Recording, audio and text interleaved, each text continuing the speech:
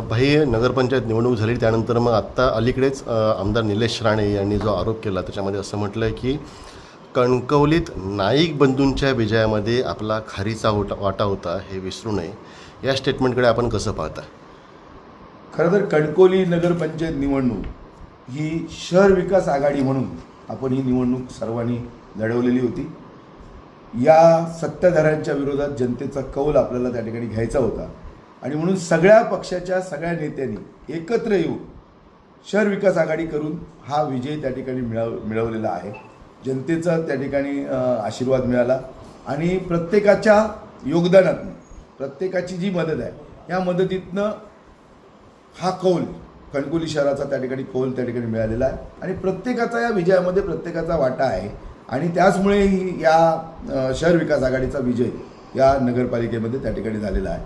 आणि प्रत्येकानं म्हणजे संदेश पारकरनं त्या ठिकाणी मदत केली, सुशांत नाईकनी मदत केली, आमदार निलेश राणेंनी मदत केली, आमचे राजन तेलींनी मदत केली, संजय आगरेंनी मदत केली, अतुल रावराणेंनी मदत केली, सतीश सावंतांनी मदत केली.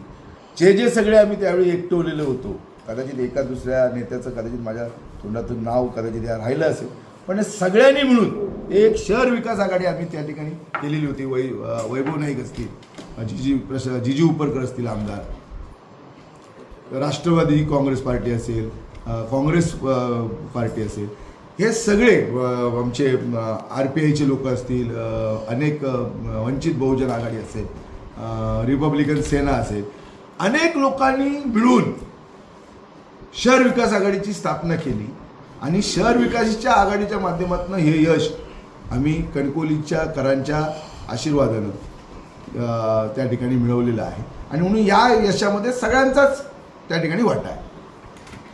थोडक्यात निलेश राणेंचा ह्या यशामध्ये वाटा आहे. अगदी आपल्या सहकारी नगरसेवक जे काही निवडून आले आहेत त्यांच्यासुद्धा विजयामध्ये निलेश राणेंचा वाटा आहे, आपण मान्य करता? 100% ना. आमदार निलेश राणेंचा सुद्धा याच्यामध्ये फार मोठा वाटा आहे आणि सगळ्याच पक्षांनी मिळून या सत्ताधाऱ्यांच्या विरोधात शहर विकास आघाडी म्हणून त्या ठिकाणी स्थापित केलेली होती आणि शहर विकास आघाडीला या शहरातल्या जनतेनं त्या ठिकाणी कौल दिलेला आहे. ताज्या बातम्यांसाठी आजच सबस्क्राईब करा आपला Sindhudurg digital news channel. Like करा, शेअर करा, कमेंट करा आणि महत्त्वाचं म्हणजे बेल आयकॉनला क्लिक करा.